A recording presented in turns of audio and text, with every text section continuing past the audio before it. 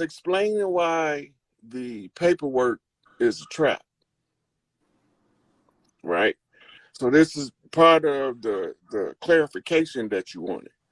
Okay. Okay, so now, going back over, did you hear the part when I was talking about the unum sanctums of the Catholic Church, the papal bulls that declared us all imbeciles? And then the doctrine of discovery, that the papal bull that was also issued by a different pope that gave them what they called a right of conquest to institute something known as the white man's burden to spread Christianity around the world. Right. Okay. Now, from the position of being an imbecile in law, if you don't know this, you can't reverse it. Right? Right. So now, the first thing you have to understand is, where is the jurisdiction derived from? None of the jurisdiction is derived from the people of the land. That's the first problem. The second problem is the agreement that was made was between a merger company known as the Virginia Company, or the Virginia Trading Company, and the Northwest Trading Company. And both of them was trading in teas, tobaccos, and fur trade from colonial period. When the Boston Tea Party jumped off and George Washington established himself as the first president, it's because we in war. So now in war, the ones who is in the conqueror's position, the designation free white persons in law, these people install an interim government to rule over the people that's actually from the land with the birthright and the ties to the land. They have no jurisdiction, and they are aware of that, right? They're aware of it because they had to write a second constitution in the blood of Crispus Attucus, because the blood of the righteous shall not be spilled in vain. And this is where the George Washington challenge, feathers versus feathers, come in. Right. The invaders came in as Frenchmen, Dutchmen, Portuguese, and French, and in Spanish, conquistadors. They were all under exile out of Europe at this time. Right. The final exile was completed around 1611 to 1614. They finally exiled them. Now, from 1492, they trying to find a city called Cordoba. Mm-hmm. It's the city of gold. Now, they are searching in South America for the city of gold, Cordoba, under Cortez and the hordes of conquistadors. They look like us, like me. They had some that looked like you, but the majority of them, including Cortez was maybe a little lighter than me. Okay, now, when they established this interim government, they are establishing it against the will of the collective people of the land, what they call today the Native Americans that was already here. Right. Okay, now, the establishment of the fraud is the assumed jurisdiction of the United States Corporation. This is where it gets critical. The assumed jurisdiction is not the truthful jurisdiction. It is a de facto corporation acting under the color of law. We have a superior claim in the court of righteousness. The superior claim is because we tied to the land. This is the close of the age. All contracts is expired or they are closed as of July the 6th, 2019 for non-performance. That means that they never honored any other treaties that they signed, and they all were signed under false pretenses to begin with, because the people they signed the treaty with, we call $5 Indians, was declared chiefs by the presidency in order to sign these treaties. We not party to those treaties. So the only thing we can do from the position of right is discover the fraud.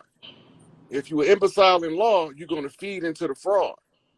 Mm-hmm. They know if you file paperwork of any kind with them, you acknowledge their position, meaning that you remain the imbecile.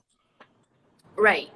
Right. Now. Because you're doing their bidding. Right. You are following the instructions that the people that called you an idiot gave you to follow. Telling you to do. Right. Right. So if you I followed that. If you use what they gave you to fight with, they only going to give you something to tie you deeper into the system. So in law, the doctrine of abandonment is applied on the discovery of the fraud. The abandonment doctrine means if you continue after the point of the discovery of the fraud, you become party to the fraud. You are equal and willing participant in the defrauding of the organic people of the land because you filed this paperwork to try to get away from them. But all you did was prove their point that you are an imbecile. Right. Right? Now, once you prove their point, they go harder on your ass because now you've proven you're an imbecile in law. You've given them jurisdiction because you traverse on the de facto corporation's jurisdiction when you put them on notice, when you acknowledge them in any written form. Right. Now, the only way out of any of that is to use the abandonment doctrine and abandon the contract. Put it on public notice for the people to know that you abandoned the contract for non-performance in the discovery of the fraud. And by putting it in public notice doesn't necessarily mean that you have to file paperwork their way. It's just public notice. It's the tribal way that we done it before they came. We got to go back to our system to overthrow the de facto, the fraud. We have to use what's known as the de jure position. The de jure is going back to what we was doing before they came. That means we stand in our rightful positions as caretakers of the land, the air, and the water. Right? Now, all we need now is a Jubilee year. The what? In which a Jubilee year. Okay. Now, once we catch a Jubilee year, any contracts that we unknowingly went in, the chief that discovers the fraud can void out every contract of every kind by putting it in the public domain and making it clear to the people that they've been victimized in this fraud and that these are the fraudulent agents and actors. They came from France, they came from Denmark, they came from Portugal, they came from Spain and exile from Europe over here, and they wanted to colonize us, convince us that we the same people and that we came from Africa. That automatically forfeits your right to the land. I have a few questions. Okay, let's go. What is a Jubilee year, first of all? Okay, so the Jubilee year is established as the year in which forgiveness of all contracts is executed. This is this year. This was declared a Jubilee year already. I didn't do it. Okay. So once I discovered the Jubilee year, now I'm telling everybody, these contracts are null and void now. Participating in any of their paperwork, anything that falls under Uniform Commercial Code, anything that falls under Admiralty and Maritime Law, if you use any of these things to try to prove you're not an imbecile in law, you by default prove you're an imbecile in law because you are entertaining a fraudulent entity to assert your non-fraudulent position. Right. So I follow all of that, and I feel like I follow all of that to the point on how this applies worldwide, not just over here, because technically that's happening to everyone. Right. Right. So the tribal construct is the same all over Earth, wherever you go. When the order is given by the competent chief, he shows himself competent by exposing himself to the questions of the public, right? And you expose yourself to the question of the public because you're telling the truth. And you're standing in a position of right, which gives you in law, it's called a de facto position. I mean, the de jure position. You becoming the sui juris, the de jure person on the land, competent enough to override the papal bulls by telling you, no, this doesn't apply to us. And all of the things that this is the foundation of now no longer is in force because the fraud has been discovered. So like the part where not even necessarily I'm having problems connecting the dots, because like I shared with you, I'm in the midst of a situation, but like I haven't heard back at all from anyone, and I haven't changed my status. I haven't filed anything at all.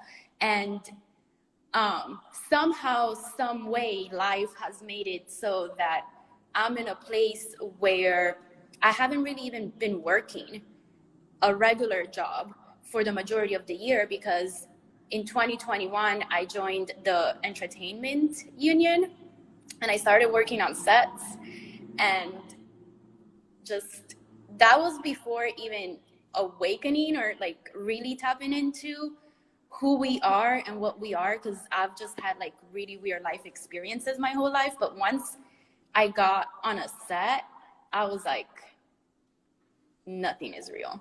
Everything is a lie. Like everything is thoroughly scripted. And before even seeing a live of yours, I could not stop seeing like the slave mentality that is very, very, very predominant on set. The last talented person on a set is the actor. It like we are honestly so talented at making fake things look real, and these people are literally giving away their life forces to make their dreams come true. Anyways, that's a whole other thing, right? So I'm in a position where I took a leap of faith and I was like, fuck it, I'm not going back to the industry. I don't know what I'm gonna do. I'm gonna figure it out. I have some money saved. Things are gonna work out. Then I find you, or you find me, or however that happened, and you keep talking about how anybody that wants you to sign a contract is a slave catcher, and then thinking about going to work, I have that in the back of my head, and I'm like, well, that's weird. So I'm in a place and space where I see the power that I hold, but for the everyday person, for the person that's, you know, getting more in touch with their spiritual self and their powers, and even for myself, like I'm seeing some things and coincidences and manifestations coming to life, but it's still taking some time. When you count your coincidences, when you get past 2, it's not a coincidence no more. Right. And I'm seeing that, like I'm seeing all the synchronicities, and it all makes sense to me. But I know that if I'm driving on the street and my tags are not there, my driver's license not there, all of those things are not there, and a cop pulls me over, even now, knowing how to speak and how to say certain things, they still think they have a job to do and they have a responsibility to uphold. So regardless of what I say, before I prove my point, there's a very big chance that I can end up in jail and then in a bigger problem to begin with. So that's where the dots get confusing for me a little bit. / personally, I was born in Venezuela. My whole family was born in Venezuela, but my dad's side is more Italian than my mom's side. They're from northern Italy, and my mom's side, her dad is from southern Italy. And in terms of remembering who we are, they drove us around to make us forget where we came from. I also have so many questions that are not really specifically formulated about all of that, because the question that I want to ask is, what does that mean? But yeah, like what does that mean? Which land? All the lands? And so everything that we're doing over here, closing out these fraudulent treaty contracts that they made, it has been going on all over the world. Matriarchal communities are rising now. Like, we still being shown movie sets. They telling us they tearing China up. But when you look at it, if you've ever seen a movie set, you see the extras standing around in what's supposed to be a turmoil situation. Right? That's one of the dead giveaways that it's a film on a movie set. Because if everybody's running and screaming and throwing shit at each other, and then when the camera pans just a little too far to the right, you got spectators just standing. That's a fraud. That's a movie set. Those are extras. Nobody didn't tell them that it's they're trying to enter into the scene. They just got picked up by the camera haphazardly. But they did it on purpose because most people are not going to pay no attention no way.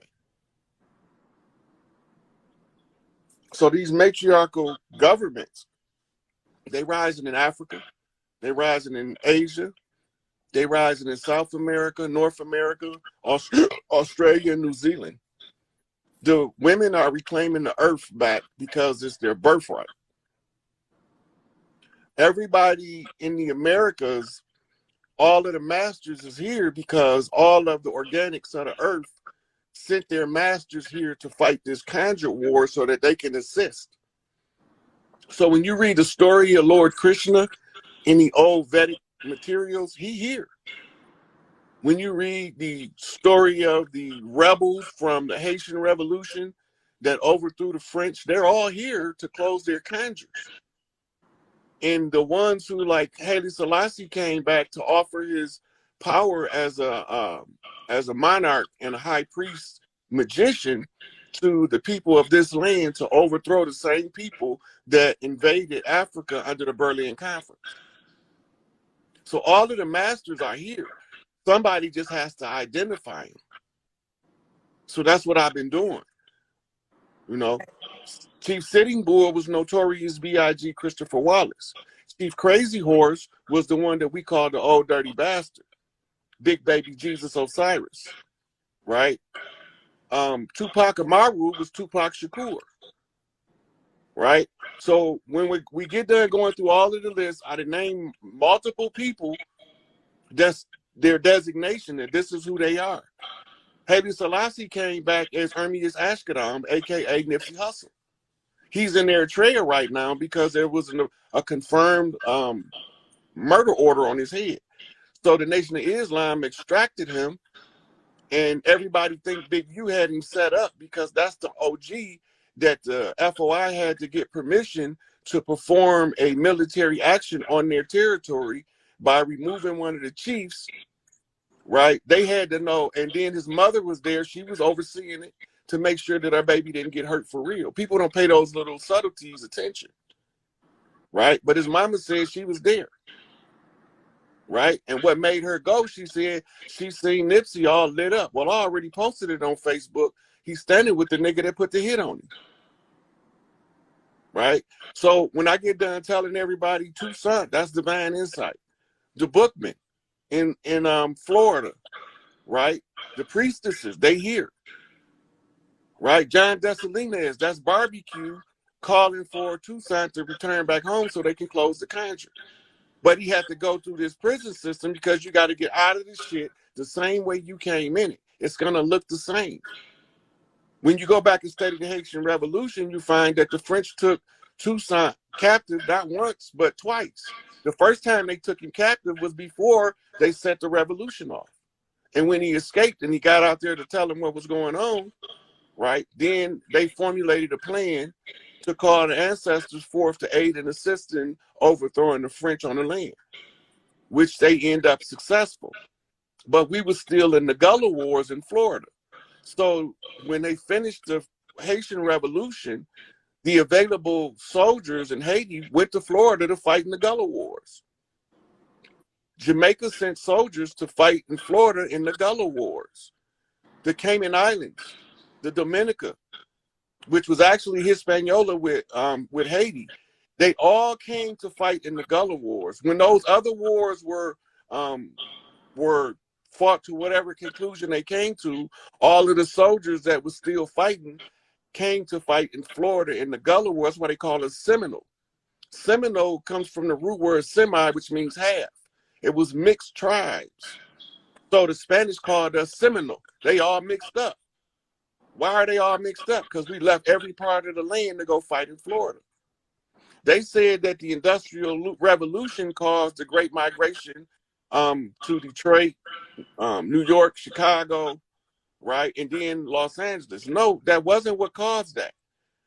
because of the Conjure War, the George Washington Challenge, all of the soldiers that was fighting in the Gullah Wars who wasn't from Florida went back home.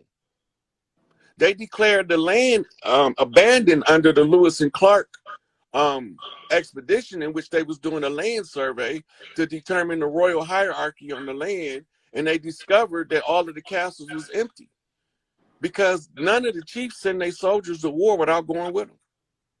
So we cleared out all of the castles. They turned them into prisons and state buildings and asylums and told us crazy people when convicts supposed to go there. Them was the people from the land they was holding hostage. The Trail of Tears is when they took the name off Big Mama House and called it the Big House, and they labeled her farm the Plantation, right? But that was a POW camp. It wasn't a slave camp. And we get that part of history confused in order to push the narrative that we from Africa, not from here. As soon as we get past that narrative, the only way to get past that narrative is good Pan-African studies. And the Africans will tell you when you talk to the scholars, y'all ain't come from over here, bruh. That's some bullshit they made up so they could steal y'all shit. I was in Seattle. This was when I first moved to Atlanta, so closer to 2013, 14 maybe. And I went to go visit a really close friend in Seattle, and I was talking to one of his co-workers who was from Ghana, somewhere in Africa. And we're talking, and I don't remember what I must have said, but I must have said something about me being white. And he looked at me and he said, "You're not white." And I looked at him, and there was like this understanding, because personally, like I said, because I was born in Venezuela, grew up in Italy, like, especially since I've come over here, whenever I'm filling out forms and it says white, Hispanic, I'm like, these options are incorrect for me personally. So I kind of understood what he said, but it didn't really click into, obviously, recently, the true meaning of what he said. But as far as back to the paperwork, like, how does someone who doesn't have saving, who is living day to day, how do they tap into their trust? Like, how? Okay, now, ain't nobody getting in their trust until we overthrow the dead system. We know when the dead system is overthrown because they're going to put it in the public domain. The transitional government is currently underway in Raven Rock, Colorado, right? When you go back and you listen to the lady that put the Pope on notice, she said that the mothers of the land has already picked the chiefs. They know who we are and they know what we're doing. Okay. Right? But the people that's not from the land, that don't speak what we speak, they can't understand what we're doing until it get to a certain point where they remember enough of their ancestral memories to put the same pieces together. Following, clarifying the stories of, are we Moors or were we already here? Right? Clarifying the story, Moor is a catch term. It was created specifically for an agenda. The same as Cherokee. When you do the etymology of Cherokee, it's not even the same. It ain't even a similar spelling. Right?